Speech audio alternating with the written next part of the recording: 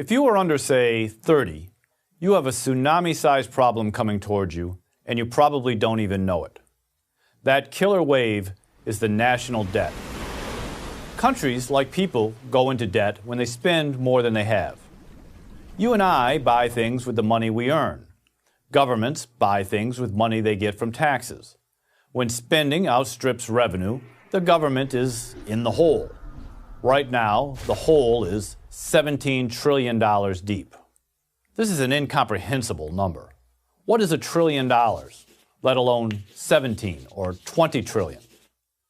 Common analogies like you'd have to stack $1 bills 67,000 miles high to reach the current debt, though impressive sounding, don't help much if at all.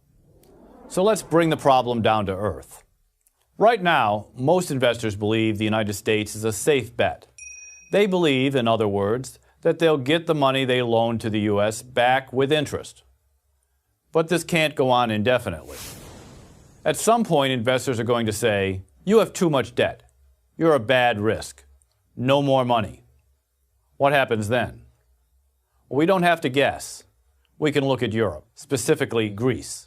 Investors were happy to loan Greece money until 2010, when it finally dawned on them that Greece couldn't possibly pay them back. Almost overnight, Greece became a very bad credit risk, and the economy went into a death spiral.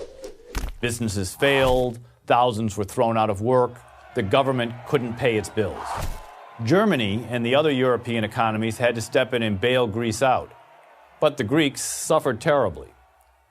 The same thing happened in Portugal and Spain. Yes, the United States is much, much bigger than Greece and has a much more dynamic economy. That's true, but the principle doesn't change. We can borrow more money than Greece, but sooner or later, investors will say no more. And if they ever do, our economy will go into the same downward spiral the Greek economy did. Here's another point. At the time I'm giving this course, the interest on our debt is very low, around 2%. But what happens when the interest rate rises from 2% to the much more normal 5%, as it inevitably will? Where is the U.S. going to get the money to pay the higher interest on its enormous debt? Do we borrow even more? Well, that just gets us deeper in debt. Raise taxes? Well, that cuts economic growth. Then there's the question of who these investors are who are loaning us all this money. The biggest investor right now is China, not exactly a trusted ally. The more money they loan us, the more influence they have over us. Maybe they'll never exercise this power, but do we really want to give them the option? And consider one final point. Is it moral to saddle future generations with this massive debt they had little or nothing to do with?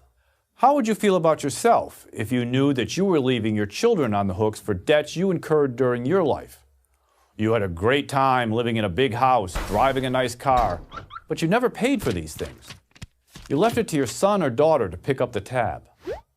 That's why the people who should care the most about the national debt are young people. They're the ones who will be stuck with the bill. Seniors, and even those who are now in middle age, the ones who took on all this debt, might be able to shrug it off. But young people in their 30s or younger can't, or at least shouldn't. Is there a good way out? Yes, there is. If the economy grows robustly, the government will take in more revenue, and it can then use that increased revenue to pay the debt down.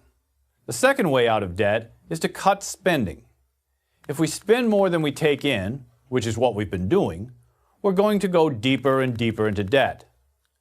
Common sense would suggest that we bring our revenue, the money the government takes in taxes, and our spending in line. If you combine the two, robust growth and reduced spending, we have a real chance to get control of our national finances. So is the debt a big problem? If you're worried just about tomorrow, probably not. But if you're worried about the future, and especially if you have a lot of future in front of you, yes, it is a really big problem, as big as a tsunami. I'm Michael Tanner of the Cato Institute for Prager University. Join Prager University. Subscribe to our YouTube channel and sign up for free at PragerU.com.